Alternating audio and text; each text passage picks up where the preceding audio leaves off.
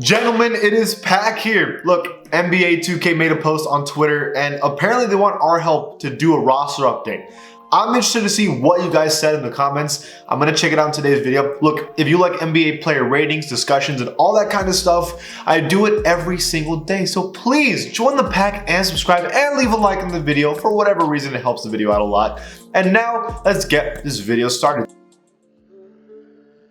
So I want to show you the post itself first. So Mike Stauffer, he's an NBA 2K employee. I believe he's the guy in charge of NBA 2K ratings, making sure face scans are correct, rosters, all that kind of stuff. He makes a post. He says, 2K fans, interested in your thoughts. Let me know at least one player on your favorite team that you think should go up in the next rosters update or ratings update, and at least one player on your favorite team that you think will likely see a decrease in the next ratings update. This is the first time 2K has ever remotely asked our opinion on 2K ratings. Sure, they make posts about 2K ratings all the time, but to straight up ask the community what they think should happen, that's a new one. That's a new one for me. I didn't reply to it because I just wanted to make content out of it. Even this guy called me out. He's like, hey, yo, that's some content, baby. But I ain't gonna lie, the first thing I saw that made me kind of laugh, and it's kind of toxic. Rob says, bro wants us to do his job for him. Bro, what's wrong with y'all? You know, people can't even ask a question anymore without y'all being toxic. What's wrong with y'all? Look, I'm happy that they're asking because there's so many players, like very specific players that I'll probably mention in this video, that get ignored so much that at least they're asking us so they can at least kind of address it because they're so bad. It gets frustrating and maybe 2K can actually, attack it after we give our thoughts on it.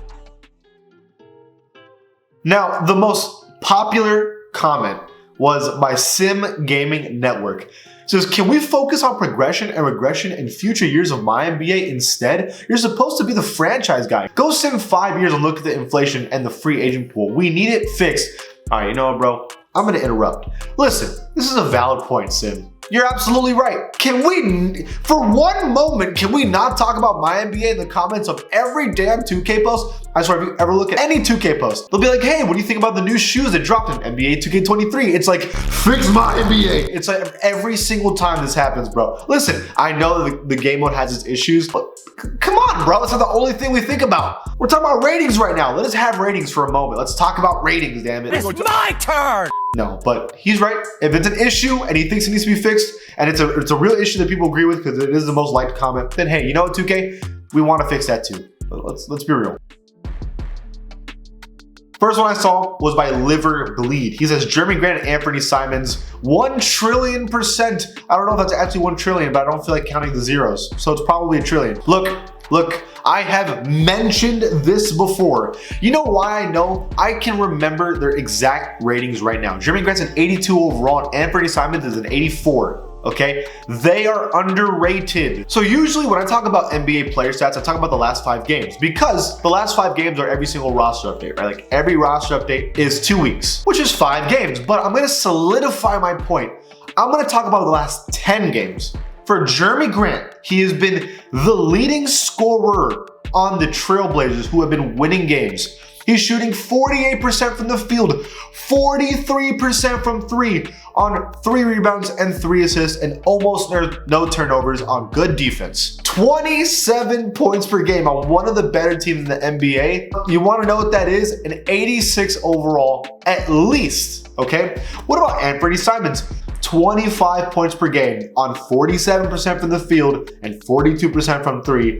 5 assists a game, very little turnovers. An 86 overall minimum, and yet he's an 84 and Jeremy Grant is an 82. Now, let me tell you something. That is the definition of underrated. They're doing this while Damian Lillard is on the court with them. Damian Lillard, the guy that puts up like 30 shots a game, and they're still doing that. This team is legitimate. They've really built around Dame so well. It's impressive. How are 2K denying Jeremy Grant's existence? This is a great team. Like, this is an awesome team.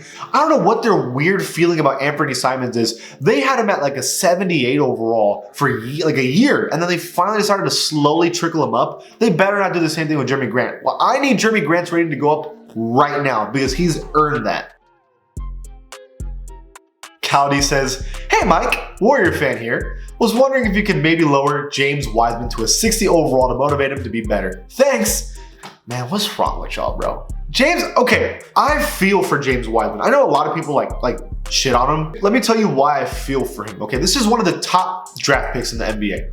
He goes to the Golden State Warriors, an NBA championship team that do not need him, okay?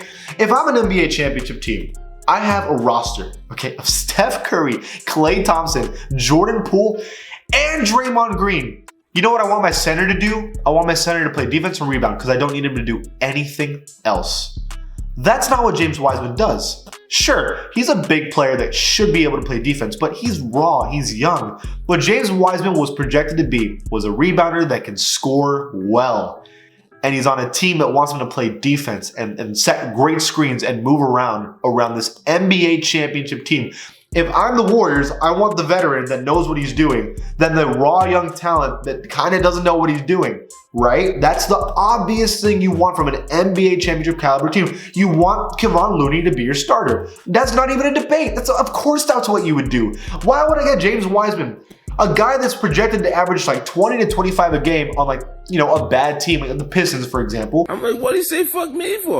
Why would I start him? Dude, I don't know if he can do that on a serious team. Look, James Wiseman, putting him in the G League is amazing. That's a smart thing to do. The thing is, when you're a player like James Wiseman, who was great in high school, amazing in college, you have probably an ego. And so when the Warriors are like, listen, we don't think you're good enough to start on this team or even be coming off the bench, you have an attitude and like a, I don't want to be here kind of attitude because you want to play every minute. To be fair, if I'm one of the highest picks in the draft, of course I want to play every minute of the NBA. Of course he does. It's a relationship that probably was never going to work in the first place. It's not that he's bad, even though he might be bad. He might be bad. But it's not that he's bad. He is in the wrong place for a player like him. He needs to be on a team like the Spurs that are going to play him every minute of the game so that he can develop into a player. He can't do that on the Warriors. He cannot develop on the Warriors. You make a mistake on the Warriors, your ass is on the bench because you're not good enough and they're trying to win a championship. He is not in the right home. He needs to either stay in the G League and develop, or they need to make a trade. If I'm the Warriors, I'm trading him. Again, if they can maybe find a way to get James Wiseman to be great now, that's awesome. But like realistically, it's just not a good home for him. Okay, everyone's spamming the Magic. I don't know if Magic fans adore roster updates or something, but this is the most liked one by Ray Shard. It says, Paolo Banchero 84, Franz Wagner 83, Gary Harris 78, I hate you, and Markelle Fultz 79 while down RJ Hampton. All right, what's going on with Orlando? Do I need to look at their stats? The only clear update I see is Franz Wagner. Franz Wagner is averaging 21 and 50% from the field in the last 5 games. That's really it. Bol Bol's been pretty good too. For the little amount of minutes that Bol Bol gets and the crazy efficiency that he does it on good defense, he's actually low-key a really great player. And Paolo Banchero's Rookie of the Year candidate, obviously. So you got those obvious players. Look, the other player I guess I could mention is Markelle Fultz, who's just coming back on limited minutes and he's looking okay. Look, the serious thing, the most important thing, I think the ratings for the Magic kind of are irrelevant because let's be real, they're one of the worst teams in the NBA.